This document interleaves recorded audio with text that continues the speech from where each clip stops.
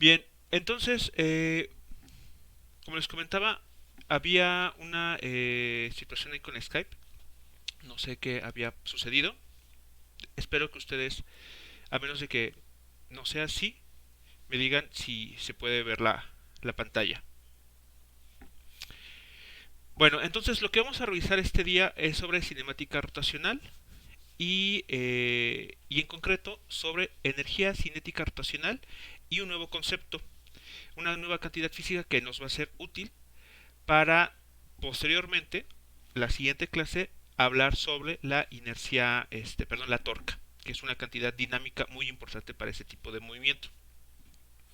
Ahora, relacionado con la clase pasada, les hago la siguiente aclaración. En las ecuaciones que surgieron de la segunda ley de Newton aplicado a esta partícula que se movía en un péndulo cónico, en la componente X, la tensión debe hacerse acompañada por la función seno, ¿no? Por la orientación del ángulo que aquí está indicado. Y en el eje Y sería la función coseno. Entonces, bueno, en estas ecuaciones habrá que intercambiar estas dos funciones trigonométricas, seguir los mismos pasos que se habían comentado y se llegará entonces a la expresión para la velocidad que es la correcta. En el video de la clase pasada les hice el comentario en el video de YouTube para que, bueno, se tenga en cuenta, ¿no? Esa errata. Bueno, entonces, bueno, ¿qué va a pasar aquí con estos dos conceptos nuevos? Bueno, para poder entender eh, a qué vamos a llamar energía cinética rotacional, vamos a considerar lo siguiente. Asumamos que tenemos un plano XY y además pensemos que tenemos un conjunto de partículas. Aquí voy a poner algunas de ellas, ¿no? Para simplemente ilustrar. Entonces, cada una de estas partículas van a estar ubicadas a alguna distancia distinta respecto al centro de nuestro plano, e incluso podemos decir a una distancia del, ¿cómo se llama? El eje Z, ¿no? Entonces, bueno, los pondré de esa manera, unas más alejadas que otras, de esta forma. Entonces, por ejemplo, aquí tenemos una partícula que voy a enumerar como M1, es la partícula número 1. Por acá tenemos la partícula 2 y así sucesivamente, ¿no? Entonces, la 3 y finalmente la 4.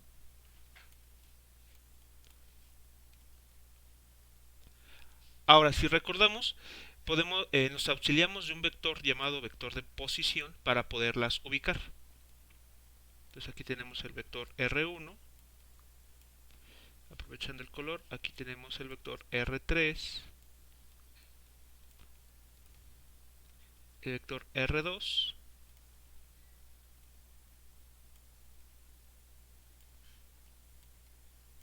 y el vector R4.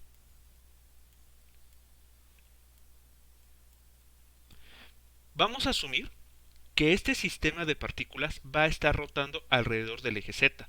¿De acuerdo? El eje Z va a ser el eje de rotación. Entonces, bueno, para señalarlo vamos a escribir esta flecha.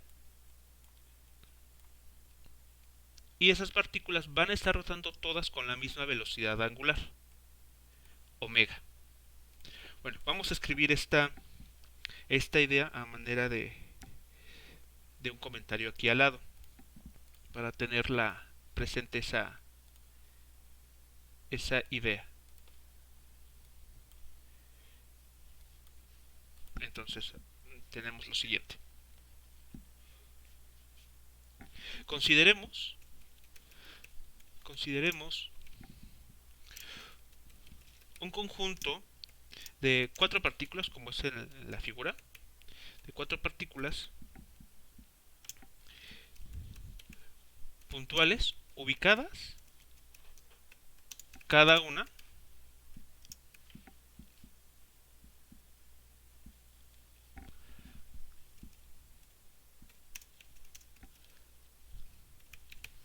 a una distancia RI, aquí bueno, voy a poner el subíndice I, del eje Z. ¿De acuerdo? Entonces, cada partícula se ubica a una distancia RI del eje Z. Bueno, además, el sistema de las cuatro partículas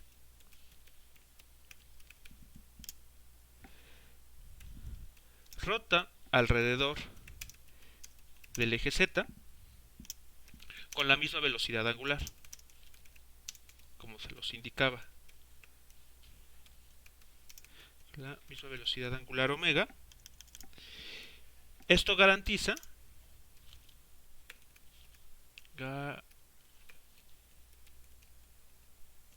esto va a garantizar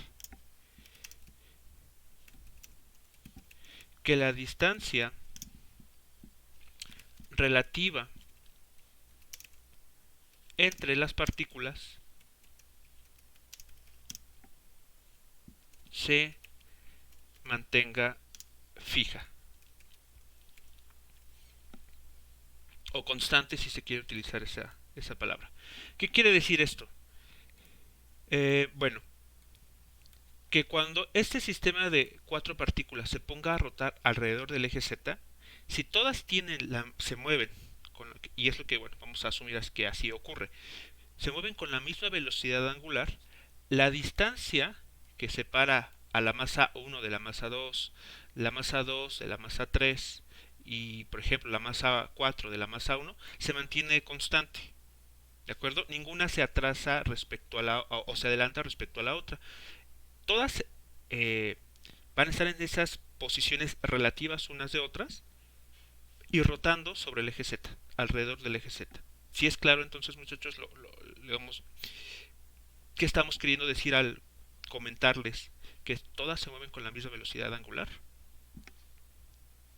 El único movimiento que se observa es alrededor del eje Z, alrededor del eje de giro, no entre ellas.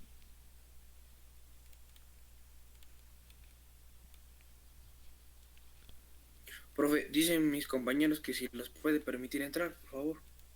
¿Sí, permítanme?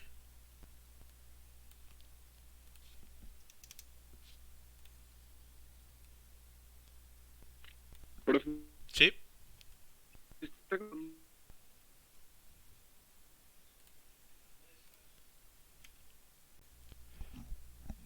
No escuché el último comentario, se perdió un poco la comunicación.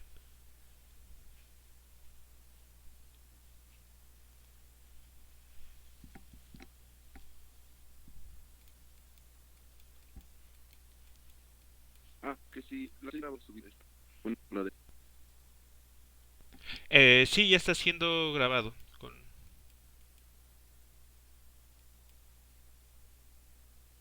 Ah,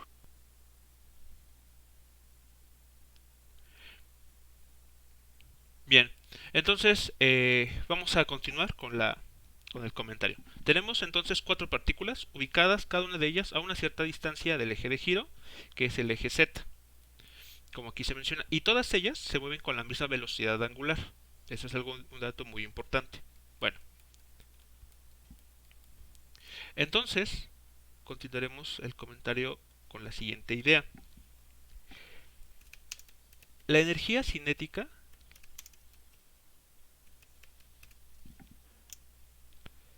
para estas cuatro partículas, ¿cómo se estará expresando?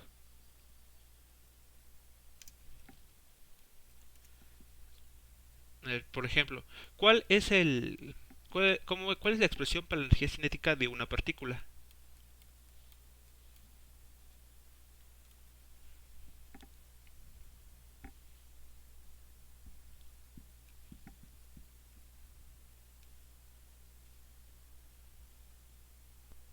¿cuál, profe? La energía cinética. Se refiere a la de un medio de la cuadrado. ¿Qué, perdón? No se escuchó muy bien. Un medio de la masa por la velocidad al cuadrado. Ok, es la energía cinética para una partícula. Y digamos para dos partículas, ¿cómo se sería la expresión?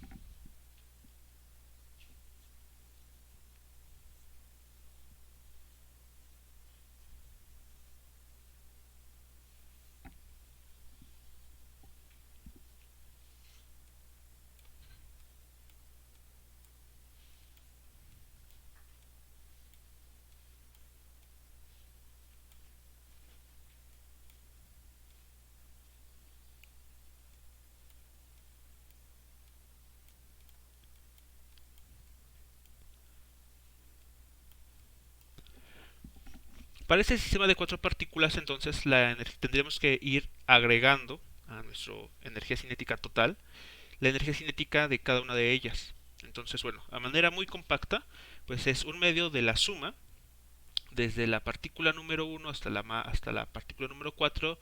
¿De qué cantidad? Bueno, de la masa de cada una de ellas por la velocidad que tengan cada una al cuadrado.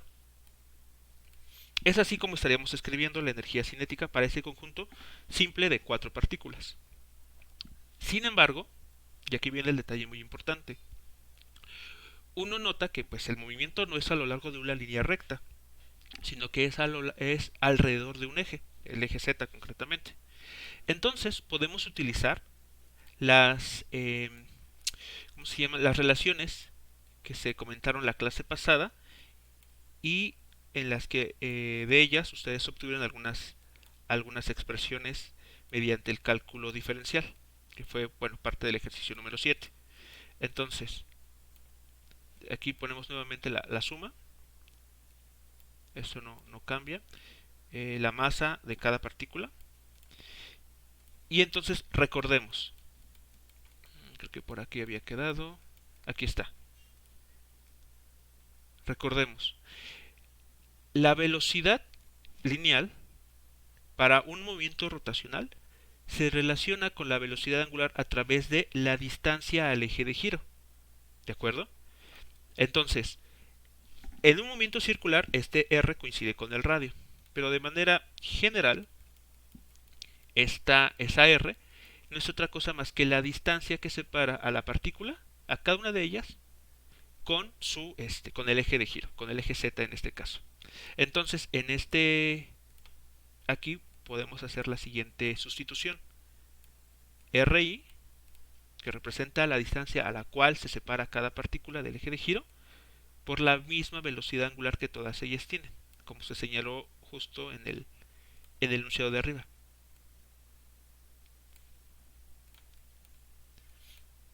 Continuamos aquí con reescribiendo, vean lo que vamos a hacer ahora. Entonces solamente cambié la expresión de la velocidad lineal por su relación con la velocidad angular. A continuación, bueno, agrupamos algunos términos y queda lo siguiente. Lo escribo de otro color para que sea más fácil notarlo.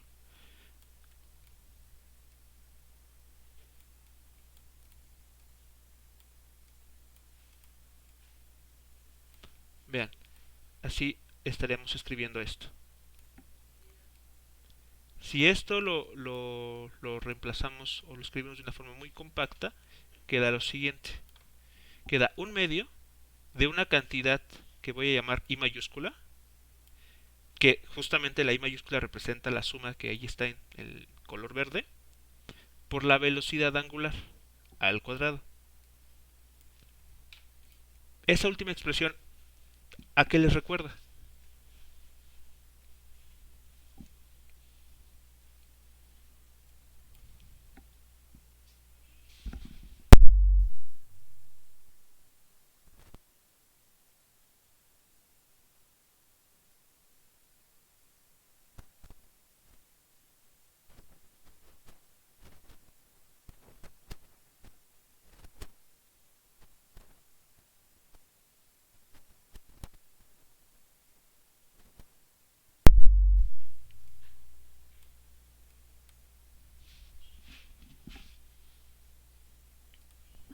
I es la suma de todas las masas. Sí, lo que está en color verde. Pero ahora vamos a descubrir, bueno, a comentar un poquito al respecto. Pero solamente quiero que me digan a qué les recuerda esa expresión, como a qué se parece. Pues todavía aparece de energía cinética. Correcto, ¿no? Como si fuese una partícula nada más, ¿no? Un medio de la masa, donde, bueno, aquí la masa pues es una I, por una velocidad al cuadrado. O sea, tiene la misma forma. Y en efecto, resulta que cuando tenemos un conjunto de partículas que están rotando alrededor de un eje, y se mueven con velocidad angular, bueno, con la misma velocidad angular, podemos eh, encapsular o, ¿cómo decirlo? Meter toda la información de cada una de estas partículas en esta cantidad que hemos llamado I. Porque vean, en esta suma está contenida toda la información de esas cuatro partículas, sus masas y las distancias que las separa al eje de giro, la RI. Bueno, a esta cantidad, en color verde, se le conoce como el momento de inercia o inercia rotacional. Y a esta expresión, escrita como un medio de esa inercia rotacional por la velocidad angular al cuadrado, la conoceremos como la energía cinética rotacional. Bueno, voy a escribirlo a continuación para que esa idea no se pierda y la tengamos presente.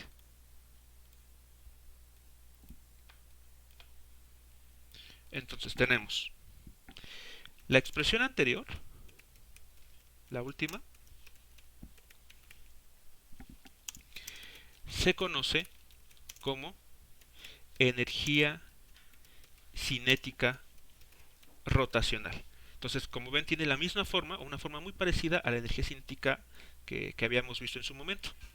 El factor 1/2, aquí no viene la masa, sino es una cantidad que tiene como información todas las masas que están rotando, multiplicado por la velocidad angular al cuadrado. ¿Ok? Energía cinética rotacional de una, aquí, perdón,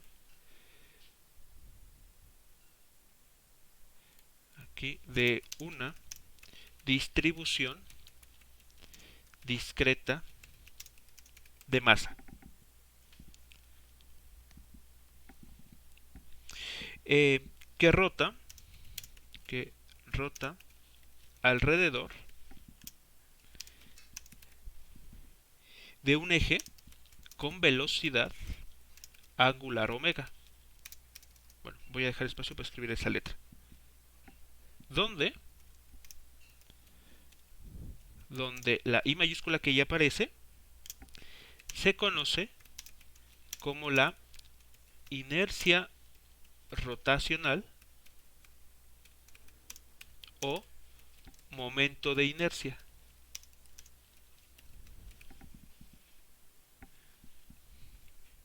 Es así como lo vamos a conocer.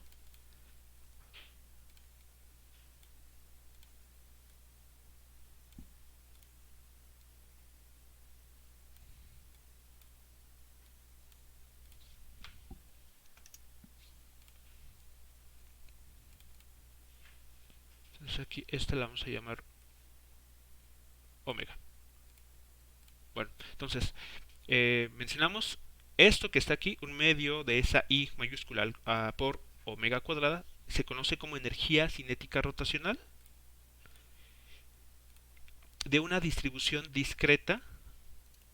Aquí hay que recordar esa idea de la distribución discreta de un conjunto de masas, ¿okay? Que van a rotar todas ellas alrededor de un eje con la misma velocidad angular, omega. Y a esa I la conoceremos como la inercia rotacional o momento de inercia. Hasta aquí, ¿cómo vamos? ¿Todo claro? Con los nombres al menos. Sí, profe. Okay. Todo claro. Vale, bueno, entonces vamos ahora a definir la energía la inercia rotacional para un conjunto no de cuatro partículas, sino, digamos, para un conjunto más general, ¿no? Un conjunto de n partículas. Bueno, Entonces vamos a tener lo siguiente.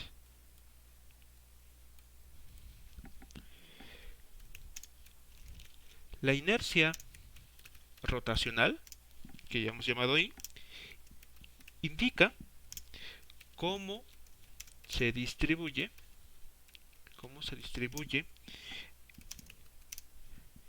la masa alrededor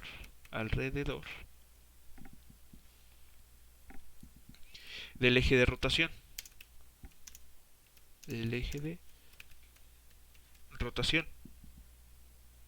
O de giro, ¿no? Conocido también como eje de giro.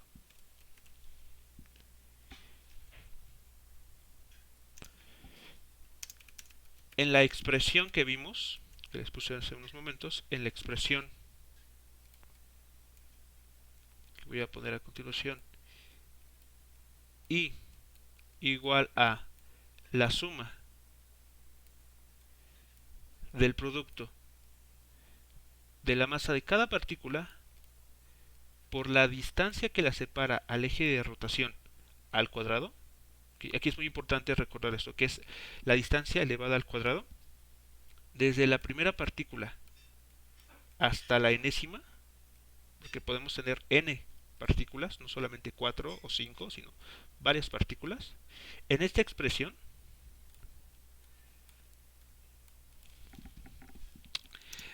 la distancia RI es la separación entre cada partícula y el eje de giro o el eje de rotación, medida a lo largo de una recta que es ortogonal al eje de giro. En un ejemplo que vamos a ver a continuación vamos a ejemplificar esta última idea. ¿Ok? Porque aquí porque les estoy diciendo en RI que sí, es la distancia que separa. Pero uno puede, tal vez con poca información, no considerar bien esa distancia R, y entonces cuando uno trabaja a una distancia que no es la correcta, obtiene un valor de inercia rotacional pues que no es el adecuado. Ahora vamos a recordar un poco. Para una partícula o un conjunto de partículas que se estén moviendo en línea recta, ¿recuerdan qué papel juega la inercia o la masa?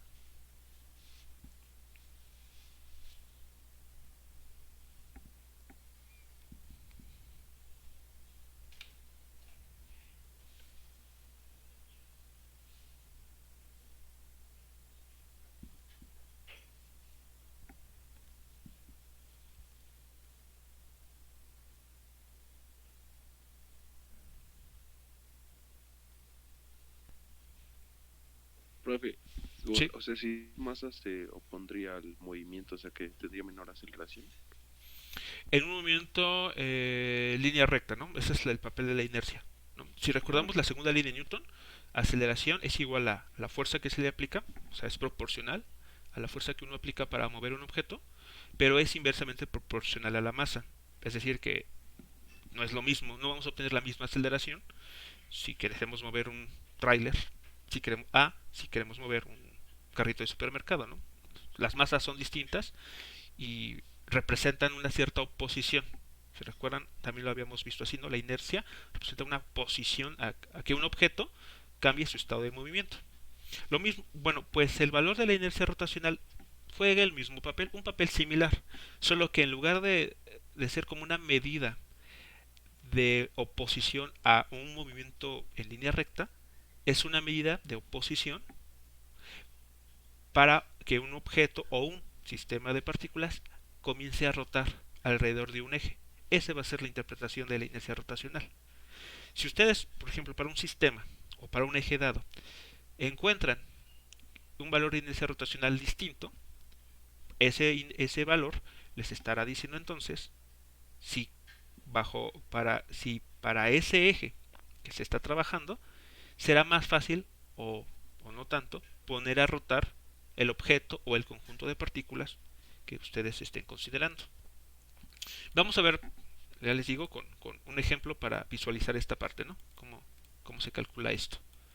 Bueno, aquí pongo el comentario también, antes de que se me olvide. Las unidades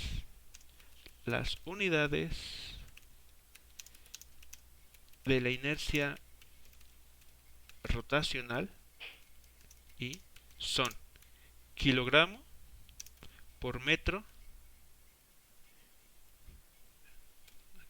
por metro al cuadrado. Esas son las unidades de medida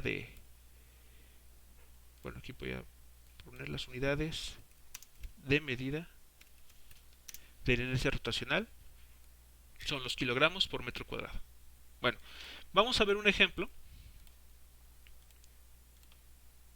de eso que estamos revisando. Entonces la instrucción es la siguiente. Ejemplo. En cada distribución discreta de masa,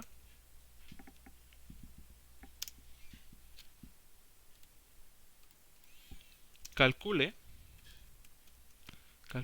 el valor de la inercia rotacional y alrededor del eje dado, alrededor del eje indicado en cada caso. Asuma además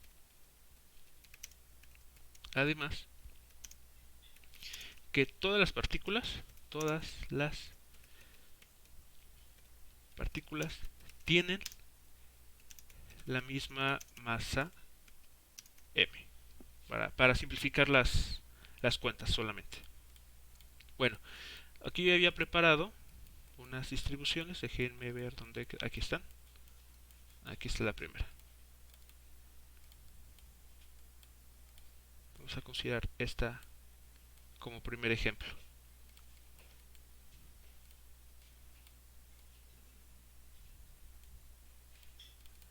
A ver, ¿qué vamos a tener en este caso? Entonces, en los casos que vamos a revisar, hay que determinar la inercia rotacional según el eje que está indicado. Bueno, en la primera distribución tenemos 4 partículas dadas e indicadas por los puntos en amarillo. Ellas están distribuidas en forma de un cuadrado, como podemos ver aquí en la imagen de la derecha. Bueno, este cuadrado tiene como valor de lado la cantidad d. Y este conjunto de 4 partículas vamos a asumir que comienza a rotar alrededor del eje X, como está aquí indicado con la flecha en azul. ¿De acuerdo? Entonces, este conjunto va a rotar de esta manera, alrededor del eje X. ¿Sí queda claro? ¿Cómo se desea que se haga la rotación? Sí, profe. ¿Sí? Ok. Entonces, bueno, esto es la imagen de la izquierda será la vista lateral. Y la imagen de la derecha es la vista superior. Lo estamos viendo desde el eje Z, positivo. Por lo tanto, aquí estamos indicando, una vez más, el sentido de giro. Bueno, ¿cómo vamos a calcular la inercia rotacional? De acuerdo a la ecuación, nos están pidiendo que sumemos los siguientes productos. La masa de cada partícula por la distancia que la separa al eje de giro, pero muy importante, esta distancia se tiene que medir a lo largo de una recta que sea perpendicular al eje de giro.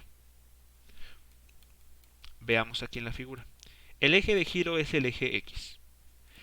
La línea que es ortogonal y que une cada partícula con con dicho eje va a ser el siguiente. Por ejemplo, para la partícula superior izquierda, que si quieren vamos a llamarla la partícula 1,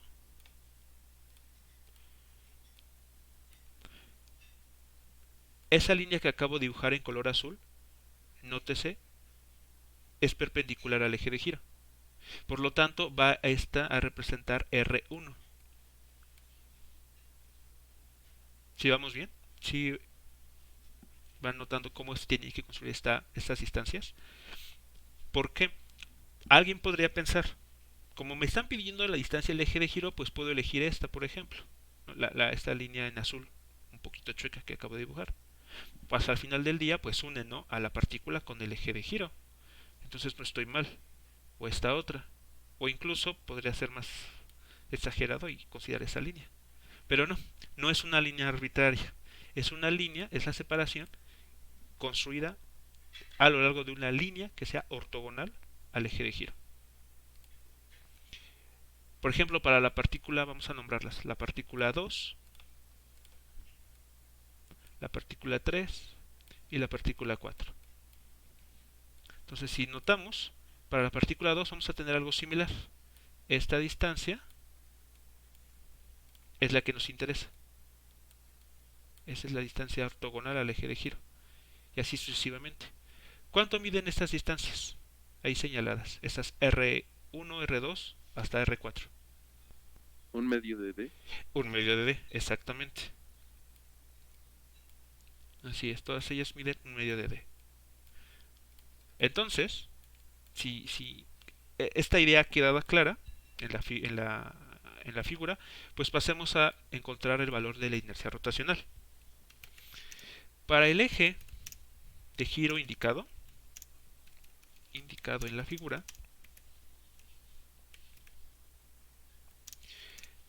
la inercia rotacional tiene el siguiente valor.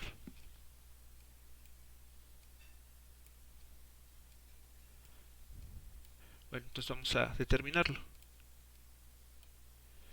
La ecuación nos dice, la inercia rotacional para ese eje de giro se tiene que encontrar sumando cada masa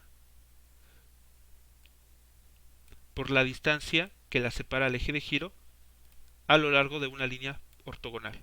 Entonces tenemos que hacer esta cuenta. Más, bueno, aquí me salto hasta la partícula 4.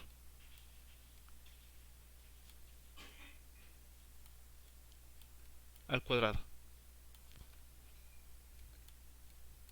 Entonces, como las masas de todas las partículas tienen el mismo valor, bueno, aquí puedo factorizar.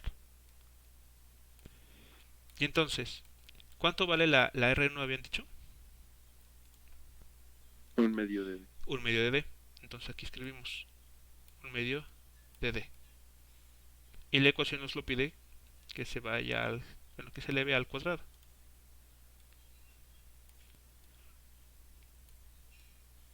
Y así con todas las demás.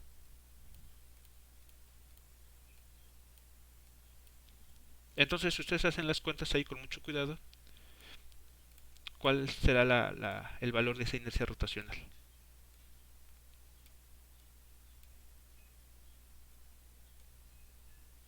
Aquí yo voy a corregir un poco porque el paréntesis no me gustó cómo quedó.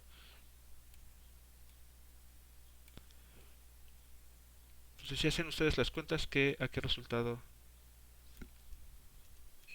estarán llegando?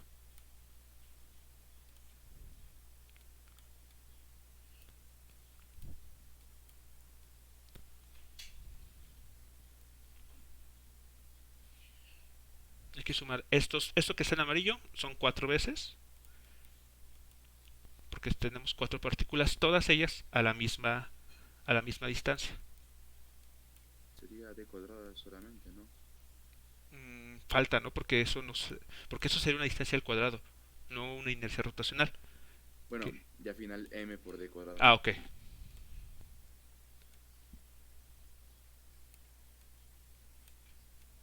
Correcto. M por d al cuadrado. Hasta aquí cómo vamos. ¿Sí queda claro? Entonces, ¿cómo es la idea del cálculo?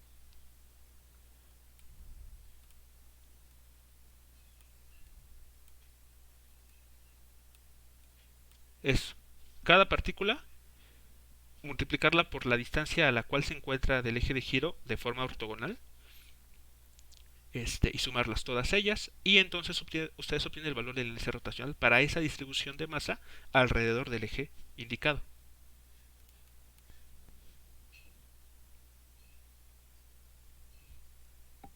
Aquí ayuda mucho el que las masas tengan el mismo valor, pero puede, en un caso más general, que no sea así, que cada masa tenga un valor distinto, y tal vez que la figura no sea necesariamente un cuadrado, puede ser un rectángulo, puede ser alguna otra figura, pero la idea de fondo es la misma que aquí les estoy exponiendo.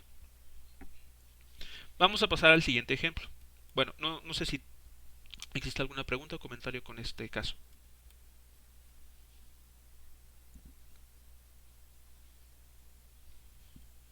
No, profe, todo claro. Bueno, vamos a entonces ver el siguiente ejemplo.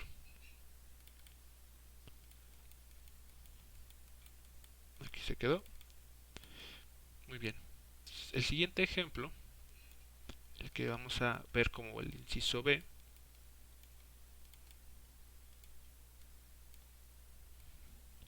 consiste de lo siguiente.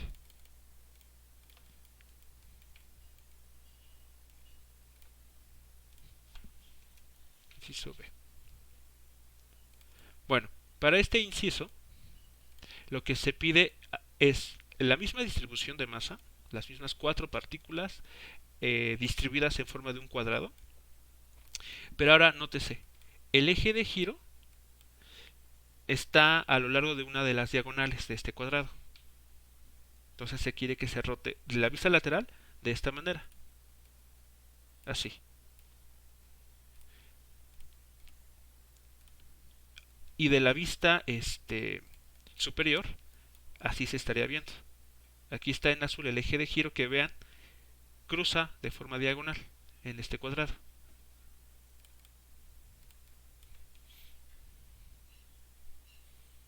Si es claro, entonces ¿cómo se pretende que ahora gire esta distribución de masas? Sí. Ok, bueno. Entonces lo que sigue es determinar el valor del momento de inercia para esta distribución de masas.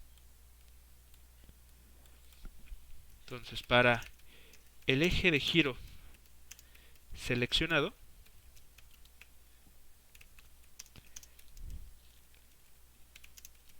el momento de inercia y está dado como.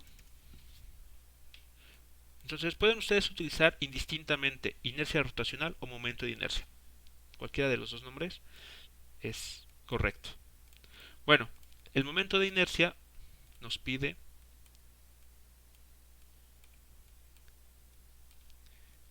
lo mismo que la vez pasada, cada masa de cada partícula por la distancia al eje de giro, que la separa a lo largo de una línea que sea ortogonal al eje de giro.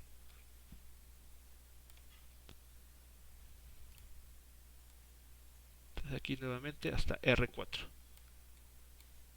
al cuadrado. Bueno, siguiendo la notación del ejemplo pasado, vamos a llamar esta A1, esta 2, esta la partícula 3 y esta la partícula 4. A ver, ¿qué notamos aquí? La partícula 1 se encuentra a una distancia del eje de giro, la línea en azul. Y la manera en que vamos a construir el valor de R1, vean, es de esta forma. Noten ustedes que aquí se está haciendo 90 grados con el eje de giro. Entonces R1 está coincidiendo con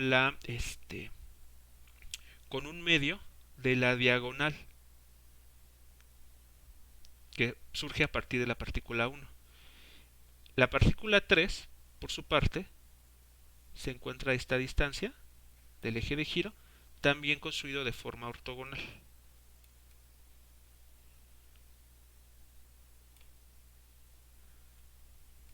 ¿Y qué pasa con las partículas 2 y 4?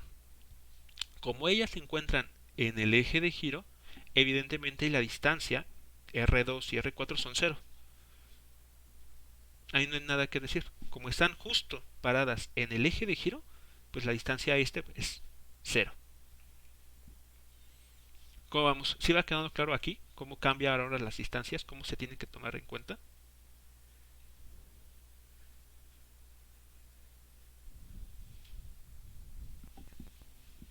Sí. Sí. Ok, entonces es ahí nada más el detalle con el que hay que tener cuidado. Entonces hay que determinar el valor de esas distancias R1 y R3. ¿Cómo se puede hacer ahí?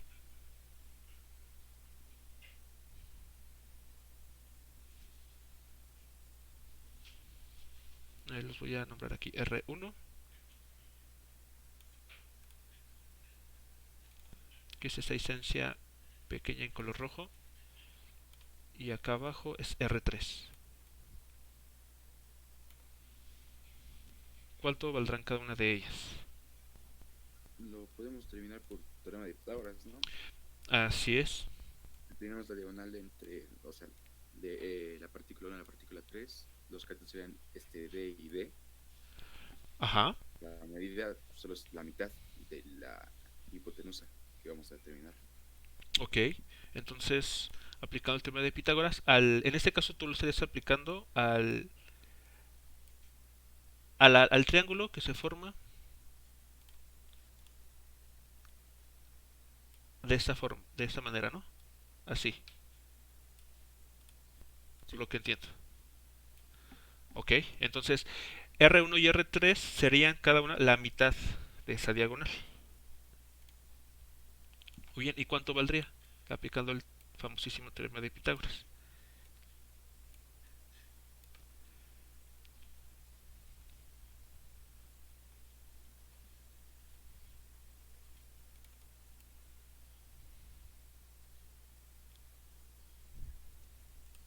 Entonces, para un triángulo de lados o catetos D y D,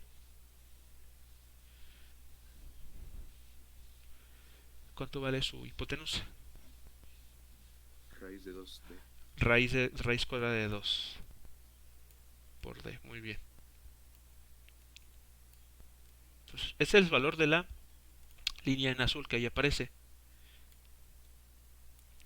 Por lo tanto, podemos ver que R1 y también R3, puesto que es un triángulo, un cuadrado aquí, vale la mitad de esta cantidad, que eso es igual a D sobre raíz de 2.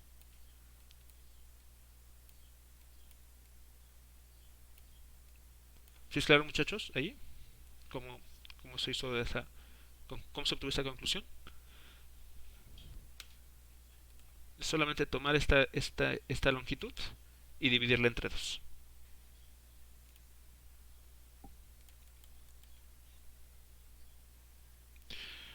Entonces, bueno, eso es desde el punto de vista meramente geométrico. Ahora sí, pasemos de esta parte geométrica a la cantidad física que nos está interesando calcular, el momento de inercia.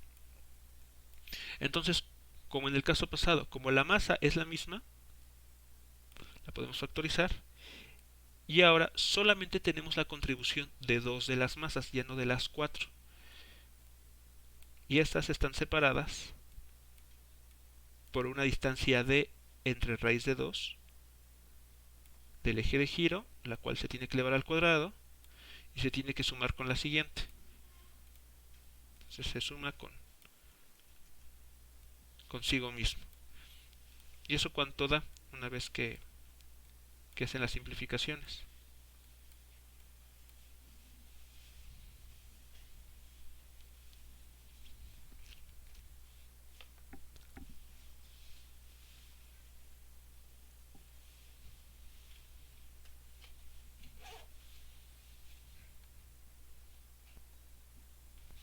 Vuelve a dar md cuadrado, ¿no? Exacto, vuelve a dar m por d al cuadrado. ¿Qué estaremos encontrando aquí? Que, claro, con las condiciones que estamos trabajando, que es son 4 masas iguales, distribuidas en forma de un cuadrado, ¿no? Colocadas en los vértices de una figura con simetría cuadrada. ¿Ok? Entonces, lo que estamos encontrando es que para estas dos distribuciones con ejes de giros distintos, el valor de la inercia rotacional tiene el mismo valor. Es decir, que si pensamos en esta forma de interpretación de la inercia rotacional como una medida de qué tanto nos va a costar poner a girar a una distribución de partículas, pues nos estará dando igual, ya sea que lo giremos alrededor del eje X o alrededor de una línea que sea diagonal al cuadrado, obtenemos el mismo valor de I, la misma oposición si se quiere. También si el sistema ya está rotando y queremos detenerlo, pues tenemos la misma idea. El valor de la inercia rotacional tiene el mismo valor en cada caso. Hasta aquí, ¿cómo vamos? ¿Todo bien?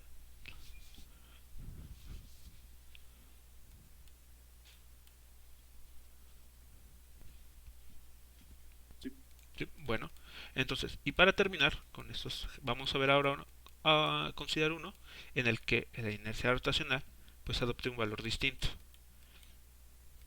para que vean ustedes cómo, dependiendo de a qué eje, con qué eje se trabaje, el valor de la inercia va a estar modificándose. Entonces, para el inciso C, consideremos ahora este caso. ¿Qué está sucediendo aquí? Bueno, queremos que las 4 partículas giren alrededor del eje Z. El eje Z es esta línea vertical, el eje de giro aquí está indicado. Entonces todas las partículas van a girar de esta manera, sobre el eje Z. Visto desde arriba, tendríamos esta idea. Así van a estar rotando todas ellas.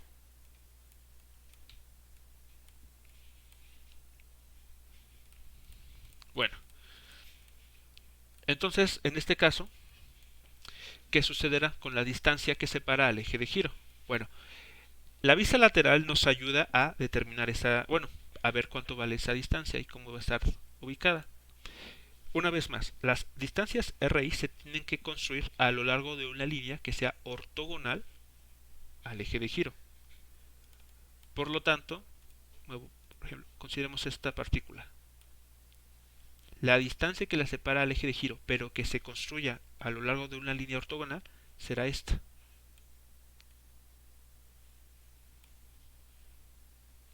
Vean, aquí tenemos, una vez más, 90 grados. Esta va a ser nuestra distancia R que nos interesa. Ahora, si esta misma línea la vemos desde arriba, pues verán quién termina siendo, ¿no?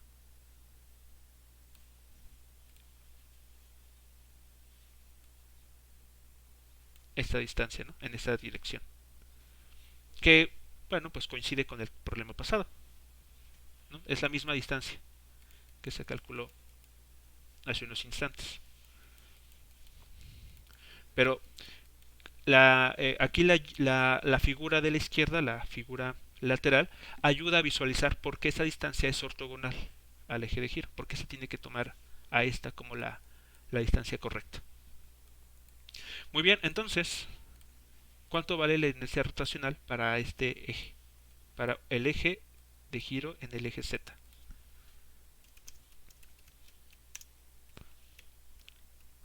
La inercia rotacional I alrededor del eje Z tiene el siguiente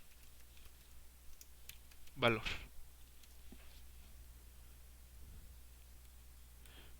Entonces aquí podemos ser más rápidos en el sentido de que, bueno, ya sabemos que todas las partículas tienen el mismo valor de masa y todas ellas se encuentran a la misma distancia del eje de giro, el eje Z, el cual es d entre raíz de 2. Y eso se tiene que elevar al cuadrado sumarse consigo mismo otras 3 veces.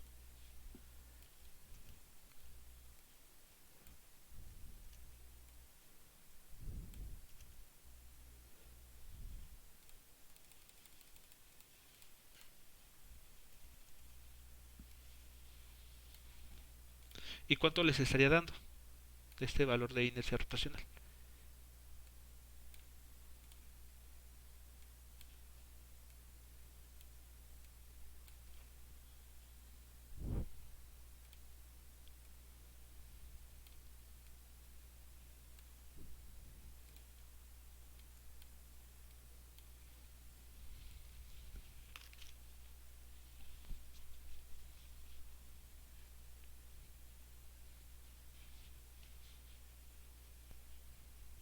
Dos m de cuadrado. 2md cuadrada. Comparándolo con los casos anteriores, ¿qué podemos decir en este caso?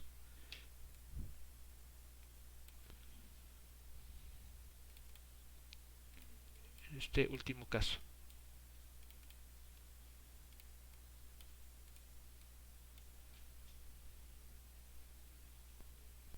Que la inercia rotacional de ese arreglo es mayor que en las otras dos. Así es, y concretamente, bueno, siendo muy específicos, pues el doble, ¿no? Representa el doble del valor de los casos previos.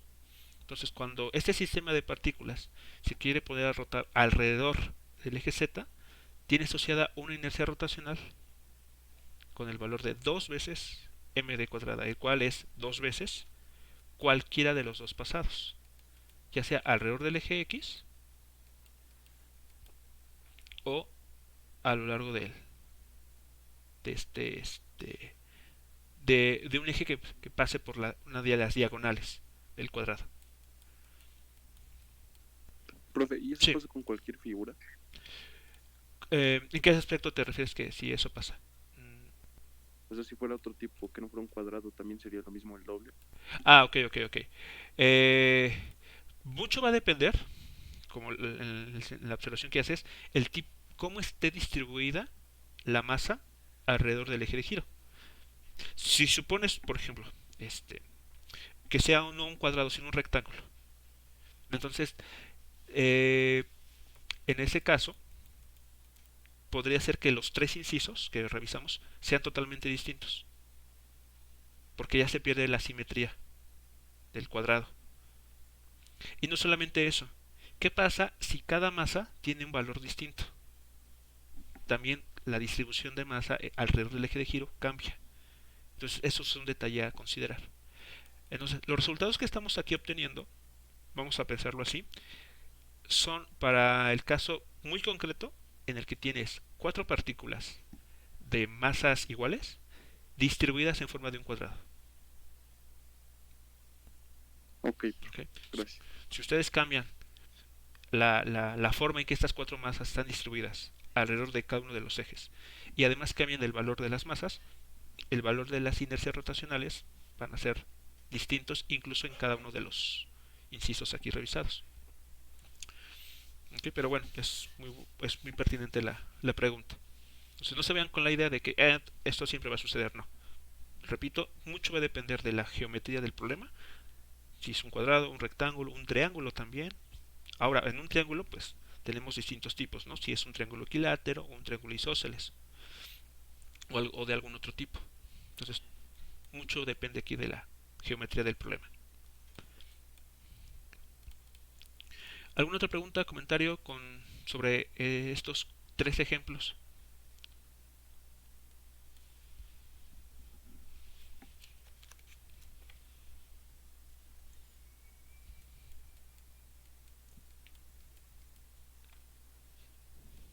No.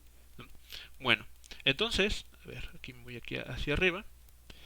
Para terminar este ejemplo, la última instrucción va a ser la siguiente.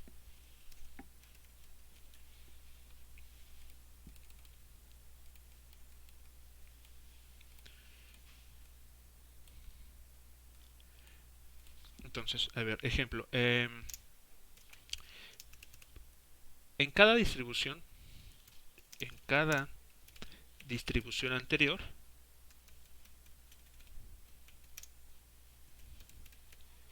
anterior, determine la energía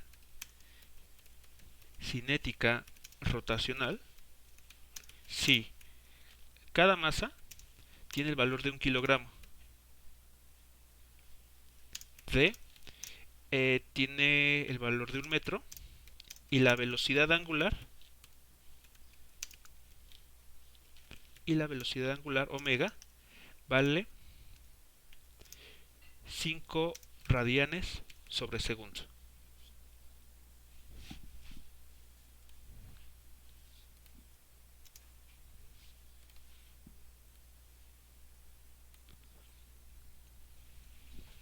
Entonces, ¿cuánto valdrá la energía cinética rotacional para los casos A y B? Entonces, la energía cinética es 1/2 de la inercia rotacional por el valor de la velocidad angular al cuadrado.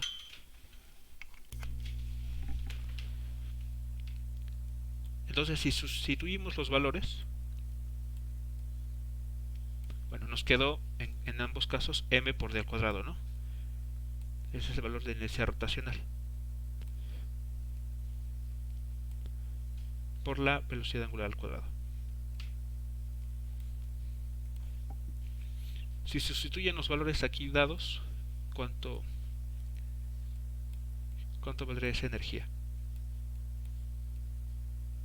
Es 1/2 de la masa, que es 1 kilogramo, por la distancia de 1 metro,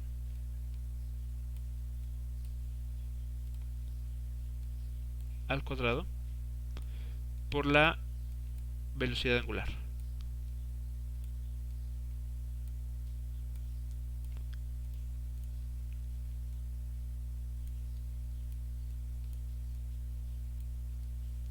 Entonces, ¿cuánto da para esto? Sería 12.5, ¿no, profe? ¿Qué unidades?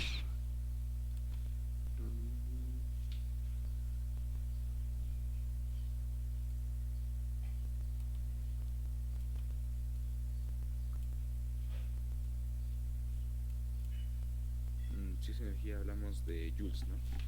Exactamente. Si nos fijamos en lo que queremos obtener, entonces esos 12.5 tienen que tener por unidades los joules.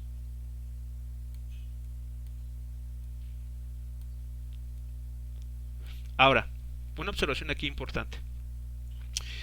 Si recuerdan ustedes del análisis dimensional, una cantidad que tenga unidades de energía tiene las dimensiones masa, longitud cuadrada, sobre tiempo también al cuadrado.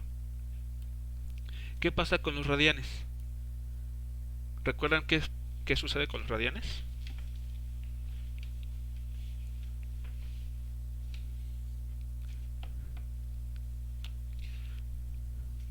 Son cantidades adimensionales. Es algo que hay que recordar desde el día 1, ¿no? Bueno, o del momento en que vimos análisis dimensional. Nos decían ahí los exponentes y los ángulos son cantidades adimensionales. Por lo tanto, como vemos aquí, los radianes, aunque son una cantidad de aquí que nos hablan de la velocidad angular, para el cálculo de la energía cinética no toman partido, no se consideran. Entonces ahí hay que tener tienen que tener mucho cuidado con los radianes. Son a veces un poquito se nos olvida que son cantidades adimensionales y los andamos escribiendo ahí. Entonces no vayan a cometer el error de poner, por ejemplo, joules por radian. Esta cantidad no tiene sentido, y menos si están igualándolo a una energía cinética, que tiene que ser medida justamente en joules nada más. Y para el último caso, para el caso 3, ¿cuánto vale su energía cinética?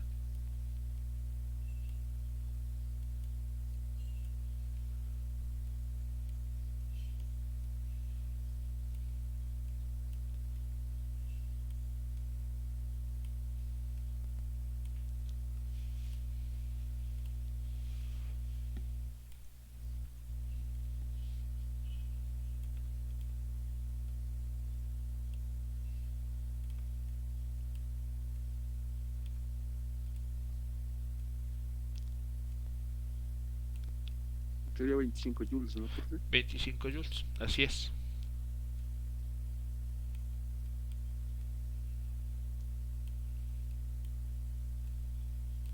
$25. Entonces, como ven, pues este, conceptualmente hablando, no hay nada nuevo, nada que ustedes no conozcan. Lo único diferente, y que sí con lo que hay que tener cuidado, es las distancias. Para una distribución discreta, ¿cómo miden ustedes las distancias? Es lo único con lo que hay que tener cuidado. Y claro, entender bien cuál es el eje de giro. Si ustedes cuidan estas dos partes, no van a tener ningún inconveniente. Muy bien. Bueno, para finalizar esta sesión, vamos a comentar lo siguiente. En estos casos, en estos ejemplos que acabamos de revisar, mencionamos que estos resultados son válidos para distribuciones discretas de masa. ¿Qué pasa con las distribuciones continuas de masa?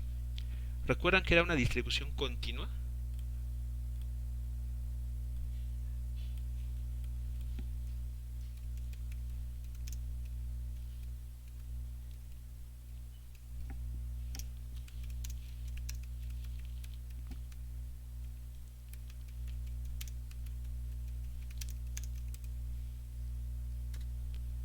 Era cuando las partículas estaban distribuidas de una manera como, o sea, estaban muy unidas unas a las otras. Ajá. Eran muy pequeñas y no las podíamos distinguir. Correcto. Entonces, y cuando tenemos ese tipo de distribución, pues básicamente lo que obtenemos es un sólido rígido, ¿no? Estamos ya, las partículas están tan pequeñas, están tan pegadas unas a otras que, como bien mencionas, es difícil numerarlas, ¿no? ¿Cuál es la 1, la 2, la 3, etcétera? Y además pueden ser una cantidad descomunal de masa, ¿no? Del orden del número de Avogadro, por ejemplo. Entonces, ¿qué va a suceder en ese caso? Bueno, como vimos, para una distribución discreta, es decir, cuando las partículas las podemos identificar e incluso numerar unas de otras, pues tenemos esta expresión para calcular la inercia rotacional. Sumamos el producto de cada partícula, bueno, la masa de cada partícula, por la distancia que la separa el eje de giro al cuadrado. Y si son n partículas, pues los n términos ahí nos van a aparecer. Pero cuando se tiene una distribución continua, una distribución continua, la inercia rotacional pues tiene que cambiar la forma en que hay que calcularla. No su interpretación física, sino la forma en que uno la obtiene. Entonces, al tener partículas muy pequeñas, esta suma se convierte en una integral en donde seguimos teniendo esta expresión al cuadrado, pero ahora las masas se toman como diferenciales de masa. Eso es lo que revisamos, si recuerdan, en el momento del centro de masa, ¿no? Del cálculo del centro de masa para distribuciones continuas. Entonces, ¿cuál es la idea detrás de fondo? Bueno, consideren ustedes una superficie, aquí de forma irregular, que se quiere que rote alrededor de este punto. Este punto es el que está pasando el eje de giro y deseamos que rote alrededor de dicho eje. Bueno, entonces, como tenemos una distribución continua, lo más adecuado por hacer es elegir un pequeño cuadrito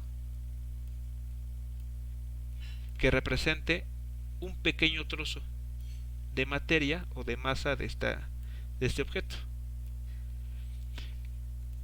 Dicho trocito se encuentra a una distancia r del eje de giro. Y lo que hay que hacer, y en qué nos ayuda esta integral, bueno, que nos permite sumar, por decirlo de algún modo, todos los pequeños cuadritos que podamos construir. Todos ellos se van sumando y eso da lugar entonces al valor de la inercia rotacional total alrededor de dicho eje. Bueno, entonces para visualizar este último caso, bueno, para comenzar a revisarlo, porque este va a ser el primer ejemplo que vamos a ver, mañana continuaremos con algunos otros, va a ser la inercia rotacional para una barra delgada,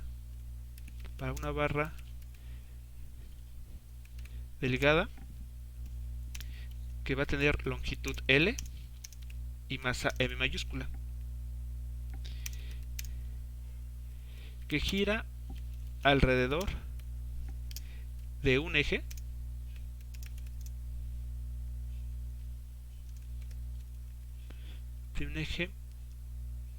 perpendicular que pasa por su centro.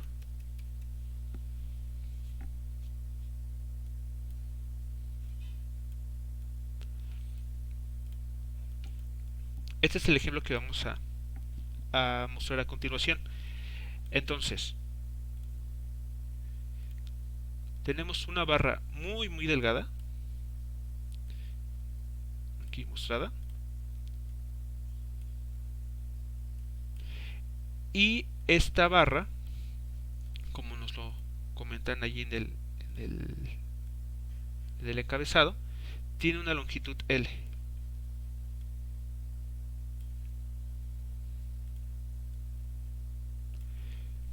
Y una masa total denotada por la letra M. Entonces lo que se busca es lo siguiente: nos pide determinar el centro, la inercia rotacional de esta estructura cuando se elige un eje de rotación que pasa por la mitad, a la mitad de esta barra, y es ortogonal a dicha barra.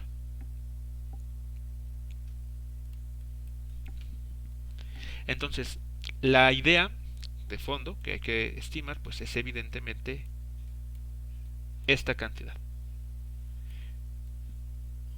Ese va a ser nuestro caballito de batalla, nuestra fórmula base. Dependiendo de cada caso, como vimos para la, ¿cómo se llama?, centro de masa, dependiendo de la geometría, habrá que ajustar adecuadamente esta integral para tener la información de los límites de integración, porque ahí está el detalle, de meter los límites de integración correctos. Entonces, cuando se elige a este origen, perdón, a este eje de giro, de manera implícita estamos o podemos asociar el punto X igual a 0 a este eje. ¿Okay? Entonces, a partir de este eje vamos a estar midiendo todo. ¿Qué nos pide el cálculo en este caso, de una distribución continua de masa? Elija un diferencial de masa, ¿no? Tenemos que elegir un diferencial de masa. Aquí está. Este pequeño cuadrito en color amarillo representa un diferencial de masa y tiene como longitud un diferencial de X.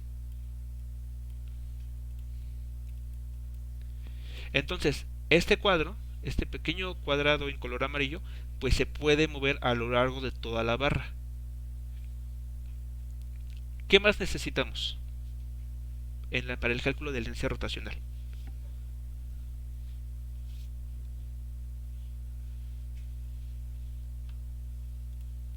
Bien, ya tenemos el diferencial de masa. ¿Qué más necesitamos? El valor de R respecto a X. El valor exactamente de esa distancia. Correcto. Por lo tanto, a ver, observemos aquí. Como estamos hablando de una barra, digamos alojada o ubicada de forma horizontal, eso nos limita, y entonces la única distancia o separación que podemos considerar pues es a lo largo de dicho eje. Entonces, A ver, lo voy a escribir y ustedes, bueno, si hay alguien que no le queda claro, lo comenta. Entonces, la distancia ortogonal al eje de giro la podemos tomar simplemente como x.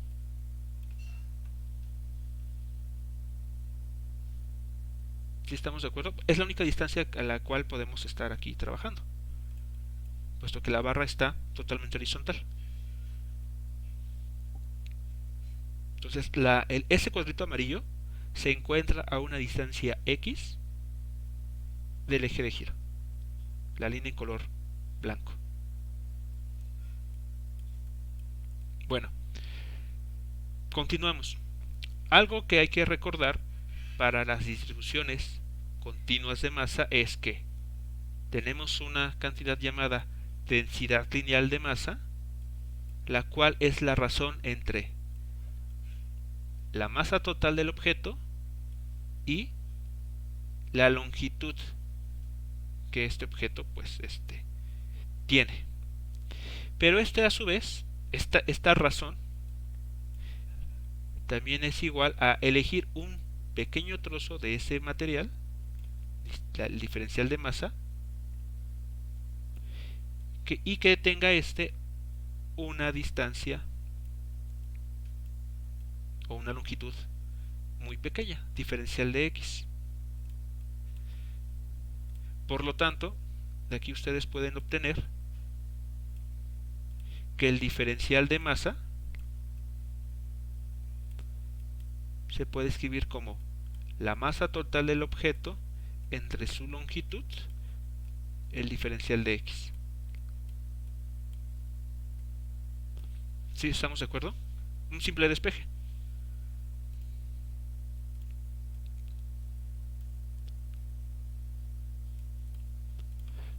Bueno, teniendo en cuenta esta información, tenemos ya todos los ingredientes necesarios para poder realizar nuestra integral. Entonces vean, la r que aquí aparece en la fórmula, pues viene a reemplazarse por x elevada al cuadrado.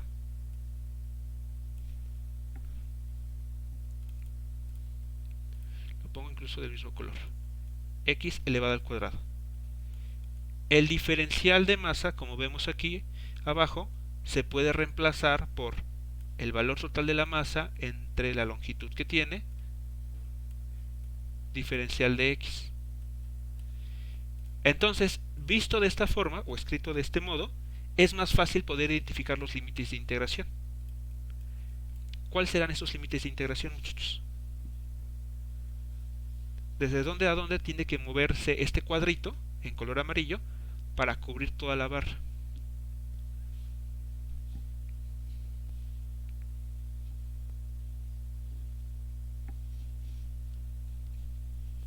Y cuidado, el eje de giro lo asumimos como x igual a 0. Para cubrir toda la barra Sí. tendría que ser de menos L sobre 2 hasta L sobre 2. Casi. Hay un detallito ahí que... ¿Lo puedes repetir una vez más? Ah, sí. Es que para cubrir toda la barra Ajá. sería de menos Ah. L sobre 2 Exacto, hasta L sobre 2. exacto. Ahora sí. Pues sería al cuadrado, ¿no? No, estamos escribiendo solo los límites de integración. Nos falta denotar, o sea, para realizar esta integral, o sea, bien la podemos hacer así, como está, de manera de una integral indefinida, pero de hecho es definida si fijamos correctamente los límites de integración. Entonces, este cuadrito amarillo se puede mover desde este extremo, que se ubica en L medios, menos L medios, ¿sí lo notan? ¿Sí es claro? El eje de giro está a la mitad de la barra. Y este extremo está a la izquierda del eje de giro, del punto x igual a 0. Bueno, entonces el cuadrito avanza, comienza a moverse. Pasa por el 0. Y el máximo valor que puede adoptar es este extremo, que está ubicado a L sobre 2, o L medios. Entonces los límites de integración son menos L medios hasta L medios.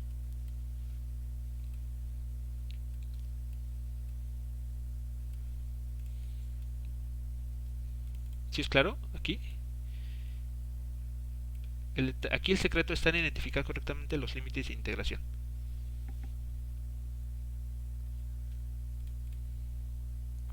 Y bueno, ya para terminar, ¿sí? Ya para terminar, aquí esta integral ustedes lo pueden hacer, no hay mucho problema. Vean, es una x cuadrada. Entonces son esas integrales que llaman inmediatas, ¿no? Lo único que hay que hacer es evaluar en estos límites de integración.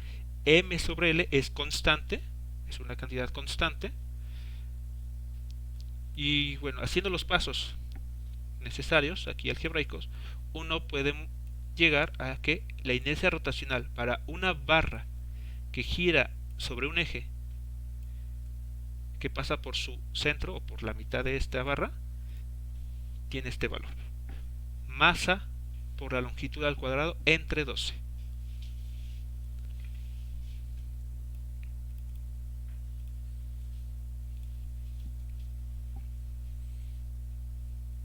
Ese sería entonces nuestro primer ejemplo. Entonces todo el secreto está aquí en identificar correctamente los límites de integración. Si ustedes lo logran hacer, lo siguiente es simplemente, pues, si la integral a resolver es un poquito complicada, pues seguramente se ocupará algún método de integración por ahí, integración por partes, cambio de variable o algún otro. Pero bueno, eso ya es más de cuestión de cálculo integral que de otra cosa. Bueno, entonces el punto aquí, como vemos, es que incluso los sólidos rígidos tienen asociado también una inercia rotacional, dependiendo de cómo se elija el eje de giro, alrededor del cual va a rotar. El día de mañana continuaremos, veremos por ejemplo el caso en qué pasa, cómo cambia la inercia rotacional si el eje de giro no es el que está aquí señalado. Si elegimos, por ejemplo, que el sistema rote alrededor de uno de sus extremos. Vean que en ese caso no hay simetría. Toda la masa está alojada, está, digamos, contenida en uno de los lados.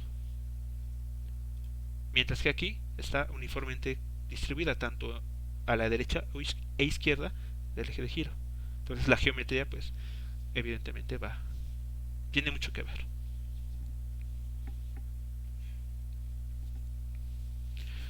¿Comentarios, preguntas, muchachos, sobre esta última parte? No, profe. Todo claro. Ok. Bueno, pues entonces tenemos nuestra sesión de este día en este punto y estaremos escuchando el día de mañana para ver más sobre esta cantidad física. Bueno, Sí, profe, está bien. nos escuchamos mañana. Que tengan excelente día. Hasta luego. Hasta luego, gracias. Hasta luego, profe, igualmente. Hasta luego.